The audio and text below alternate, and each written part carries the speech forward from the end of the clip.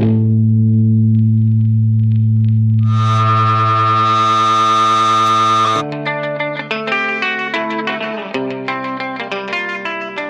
there, this is Larry on Beatles 60. Today's episode is brought to you by a clone of my real voice, thanks to the wonders of 11 Labs. Right now, I'm a bit too busy to record and edit my voice afresh, so I'm relying on this tech to help get this episode out to you. You might find it a bit monotonous, so I ask for your understanding. To keep things lively, I'll be alternating my voice with some artificial chatter generated by Notebook ML. These voices? Fake gal and a fake guy. Are the algorithm talking to itself, and they bring a lot of extra exuberance and enthusiasm. It's all real information, true, genuine, and authentic, just delivered in a slightly different tone. I hope this balances out and makes for an enjoyable listening experience. We'll be back with real recorded episodes eventually. Forgive the weirdness, please. I've talked about my childhood before. Let's start there this time again. I don't think my experience is any more interesting necessarily than others' experiences, but it's the one I know best and can share. Growing up in a house with 3 older sisters, I was surrounded by Beatles records in real time. My first album wasn't one of the Capitol classics. It was introducing the Beatles from VJ Records. From there, I experienced their music as it was released, from Meet the Beatles to just about every album throughout the rest of the 1960s. As a young child, I connected deeply with their early music, but as I grew older, still pre-teens, I experienced their more serious works, the White Album, and solo works such as Plastic Ono Band, All Things Must Pass, etc. Ram was maybe less deep, but absolutely brilliant. Beatles albums, including the early solo ones, became milestones in my life, marking moments of growth and reflection. Of course, those solo albums weren't the only music I was exposed to at the start of the 70s. We had Sly and the Family Stone, Neil Young after the Gold Rush, Carole King, Tapestry. But hey, you don't need my entire life story, do you? Anywho, this podcast is about 60 years ago, so let's dig into late 1964, early 1965. 60 years ago, the Beatles released Beatles For Sale worldwide and Beatles 65 in America. These are recordings they made in the latter part of 1964. We'll be right back.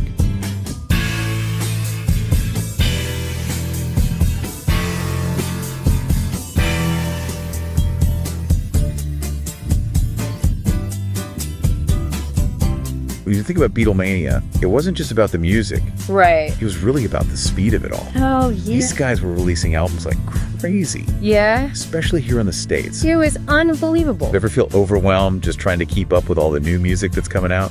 Oh, absolutely. And it gets even more complicated with albums like Beatles 65. Yes. Which is based on the UK Beatles For Sale. But there are some changes. Twists and turns. Yeah, so today we're going to deep dive into what makes this US version unique and why it matters.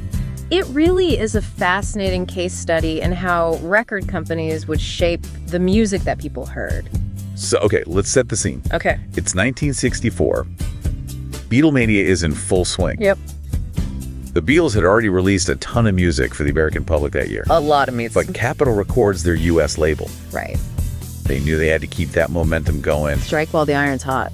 Exactly. So instead of just releasing Beatles For Sale, as is, they decided to tinker with it a bit. They did? They rearranged the track list, took out some songs. Changed the sound? Yeah. Can you imagine you're waiting for this album to drop and then you get something that's totally different? It's like musical chairs with the music. Exactly. So Beatles 65 is actually missing 6 tracks from the UK version. Wow. Including 8 Days a Week, which ironically became a #1 hit in the US in 1965. You can't make this stuff up. It really makes you wonder if the album would have been even better with those missing tracks. Would it have had a different impact?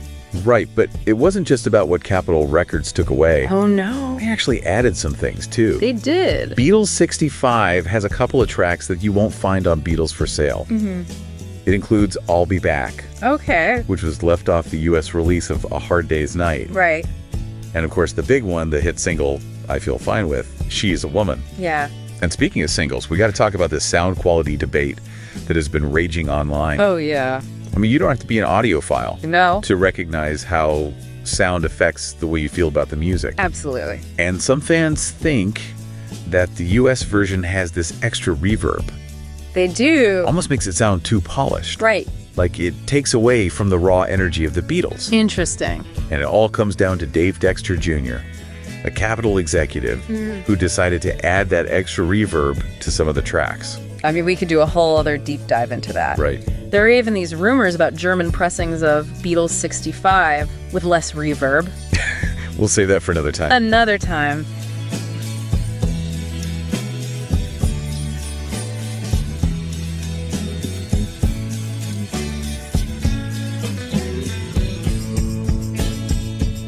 But for some reason, Beatles 65 was one of the few albums missing from our collection. It became a gap in my early Beatles experience, something I didn't even realize I'd missed. Other households had Beatles 65 in their collections, and I was always aware of its existence. To me, it became something almost exotic. I knew the hits and had surely heard all the songs on the radio, but it wasn't an album that I had thoroughly consumed. As mentioned, growing up, I was immersed in Beatles records, mostly bought by my older sisters upon each record's release. Help was a unique exception. I bought it myself a few years after its release, even though we already had Sgt. Pepper's Lonely Hearts Club Band and Magical Mystery Tour. For me, Help symbolized the end of the Capitol label years. After that, my sisters brought home the White Album, and my world was rocked. Little did I know this missing album, Beatles 65, would play a significant role in my life years later. Fast forward to 1994, when I moved to Japan for the first time. I had always lived in Massachusetts until then, and I remember going to say goodbye to my good friend Matt. He was a manager at a car rental place in the Fenway. I recall entering his office to tell him he had a map of eastern Massachusetts on the wall with pins for various locations. I said, "I'm moving." He asked, "Where to?" I responded, "Japan." And he quipped, "Oh, that's outside 495. Growing up in the Bay State, I was always living with other people, family, roommates, or partners. When I moved to Japan, I would be alone for a few months in a one-room apartment. It had good air conditioning, which mattered because it was a hot, dry summer. People were explaining to me that it had been an unusual period of drought. For all I knew, for the first month, it never rained in Japan. Later years would prove my initial impressions very wrong. For those first few months, I had no companions except new workmates. No PC or internet. No radio. No television. It was just me in a very nice one-room apartment in a rural part of Hyogo, west of Kobe. I was reading Murakami's Norwegian Wood in English and listening to Yusen, a cable music service that had already been installed in the company apartment. It had several channels, but nothing especially interesting. So I sometimes listened to the Elvis channel all day or switched to the Beatles channel all day. The mix of Beatles songs seemed weighted toward their earlier material, say up to Rubber Soul. Later stuff would be in the mix, but not as frequently. And the cafe I frequented had the same channel on, so I got a lot of these late 1964 and 1965 and early 1966 Beatles recordings in my ears at the time. It was through Yusen that I rediscovered the Beatles, not as albums, but as a mix of songs from Beatles 65 and Beatles For Sale. Tracks like I'll Follow the Sun, No Reply, and Honey Don't. would play seemingly at random, blending together into one seamless listening experience. They all carried that distinctive sound of late 1964, a crucial turning point in the Beatles' evolution as recording artists.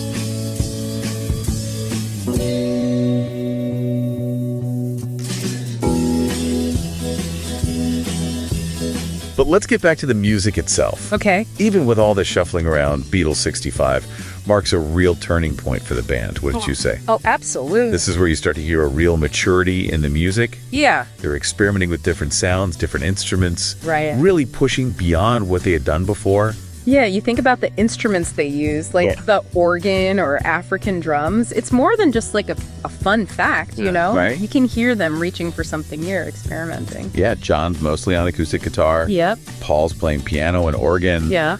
Ringo's on bongos. And even a packing case. What? And George is using African drums. Wow. And they even bring in the harmonica, and George Martin plays some piano. That's awesome. It's a real departure from that typical guitar-based drums format. For sure. You know, it's almost like you can hear their exhaustion from being on the road. Yeah.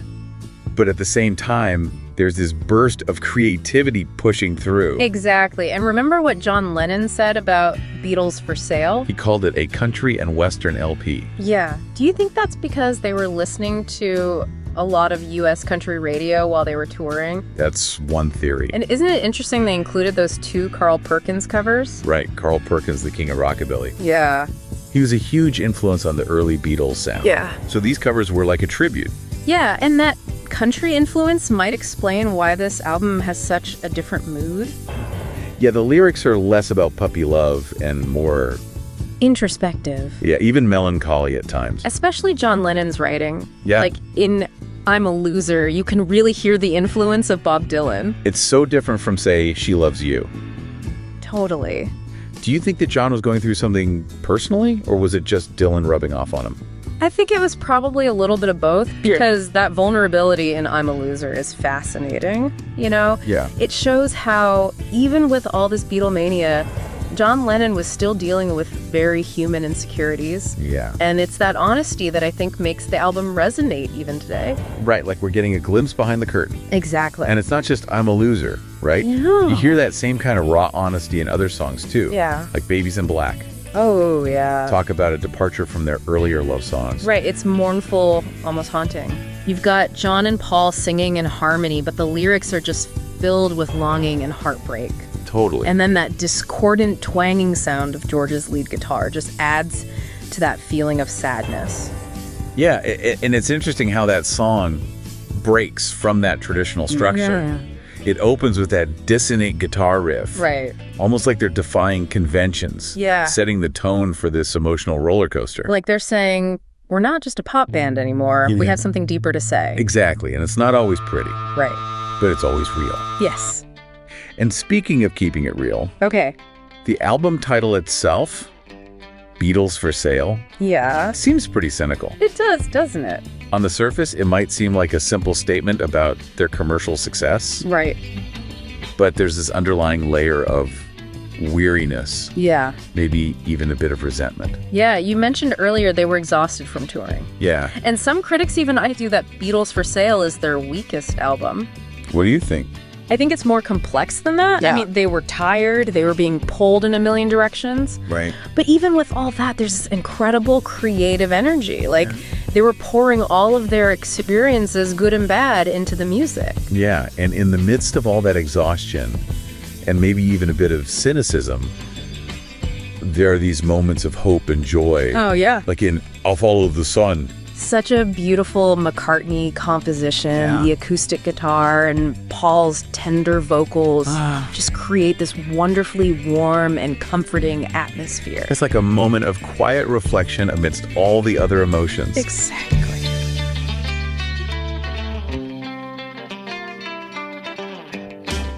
What made this rediscovery even more striking was the 20-year gap I'd had with the Beatles.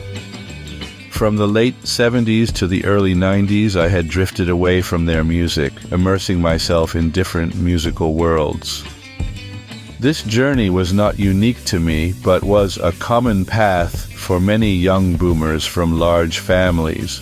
In the early 70s, for example, T-Rex captured our imaginations with their glam rock allure when we were around 11. By the late 70s, we were drawn into the raw energy of punk. And as the 80s unfolded, we explored the innovative sounds of post-punk and the avant-garde. The Beatles themselves had primed us for this journey. Their relentless experimentation and evolution taught us that music, and by extension life, is about constant reinvention. Their transition from the mop-top pop of Love Me Do to the experimental sounds of Sgt. Pepper and the White Album was a masterclass in artistic growth. It made perfect sense that we, their early fans, would be inspired to move on, explore new genres, and embrace the unknown. Experiencing John Lennon's Plastic Ono Band release in real time was particularly profound. Released 54 years ago this week, the album was a seismic shift in music with its unflinching honesty and rawness, a true Gestalt switch. I was only 10, but it resonated with me deeply. I got it. The lived experience of being there, absorbing it as it happened, is something truly unique and irreplaceable. It was breathtaking and life-changing at the time. By the 90s, the Beatles felt like artifacts from a bygone era, symbols of an innocent yet revolutionary time. They were part of our foundational musical education, but not the soundtrack to our adult years. We had moved beyond Beatlemania to embrace new sounds and philosophies, echoing the spirit of continuous reinvention that the Beatles themselves embodied. Then, in 1994, something unexpected happened. Their music found me again. Not as a nostalgic trip down memory lane, but as something fresh and new. It was as if the songs had been waiting for me to rediscover them at a time when I was ready to appreciate them in a different light. The melodies and harmonies that once soundtracked my childhood now resonated with a maturity and depth that I hadn't grasped before. This rediscovery was not merely a return to old favorites, but a profound reconnection. The Beatles' music became a lens through which I viewed my new surroundings and experiences. It was a revival of sorts, breathing new life into both the songs and my own journey.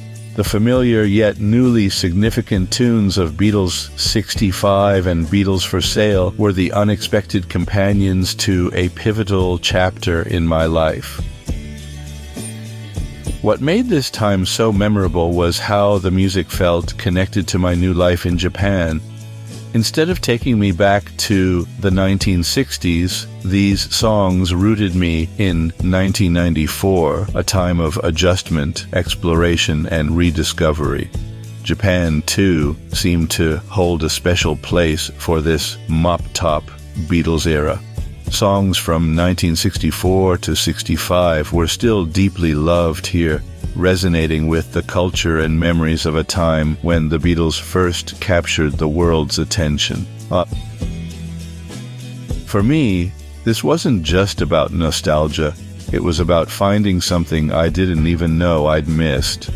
Beatles 65 and Beatles For Sale became the soundtrack to a pivotal chapter in my life, one that's shaped how I hear those songs even today.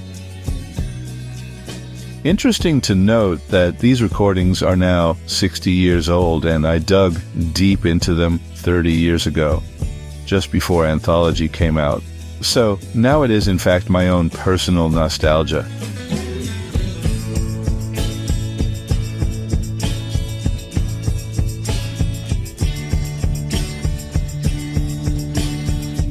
And then they hit you with rock and roll music. Oh, yeah. Their cover of the Chuck Berry classic. It's pure adrenaline. Yeah. You can't help but tap your feet along. And their version of Everybody's Trying to Be My Baby, sung by George. Right. Another highlight. Yeah. Full of that youthful energy that made them famous. Right.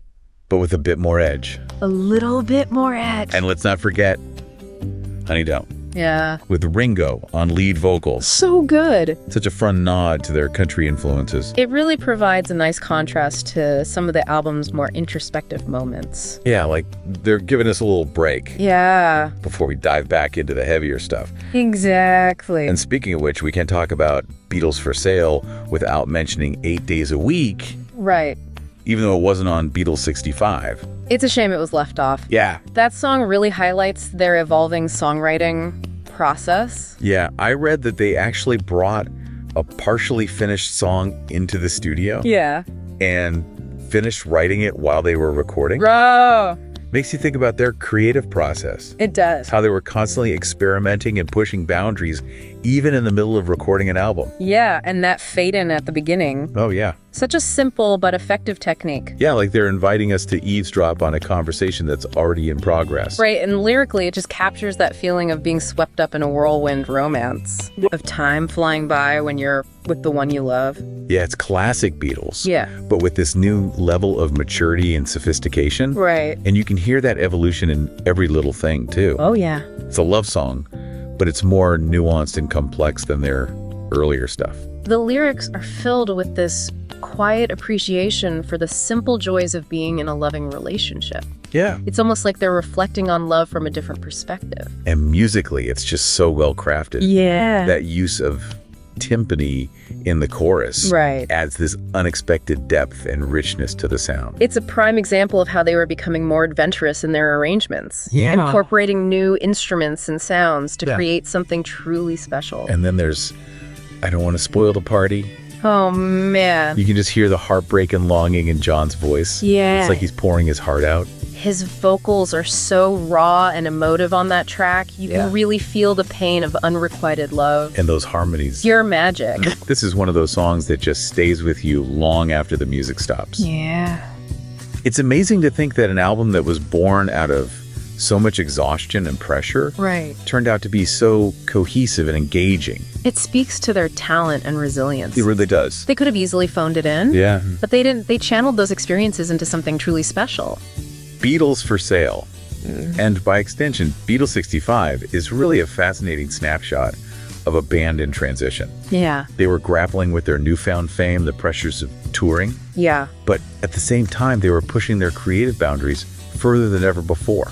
It really makes you think about those decisions that Capitol Records was making at the time. Yeah. What were they trying to achieve with all those changes to the original Beatles For Sale album? Yeah, it's like they were crafting this very specific image of the Beatles Right. for American audiences. Remember how they rearranged the track list and often left out some of those more introspective songs? Yeah. Melancholy songs? Right. And that extra reverb they added to some tracks. Right. It wasn't just a technical decision. It's like they were trying to create this bigger, more polished sound. Yeah.